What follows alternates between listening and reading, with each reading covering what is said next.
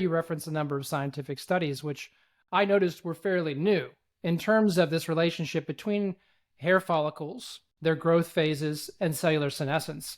So let's double click on that and go just a slightly, just go a Mhm. layer deeper, so to speak, Yeah. in terms Yeah. of the cellular senescence and its role in hair thinning and loss. Accumulate more of the senescent cells, and a lot of times this can also be induced by stress hormones. And this was also like interesting for us to start learning from the literature that stress hormones that are released when we are under stress conditions, like one of them is corticotropin,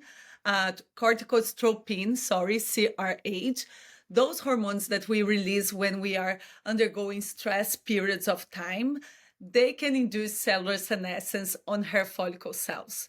So we started our investigation by culturing hair follicle cells in our lab, seeing how they can be induced to become senescent cells by hormones, and testing if our peptide would reduce this accumulation of the formation of senescent cells. And indeed, we saw a reduction of 20% on the senescent cells formation, which in a reduction of over 30% on release of inflammatory cytokines, which was like intriguing for us and encouraging for us to start developing a formula that would deliver the OS1 peptide to the scalp and see what the benefits of that would come on the hair.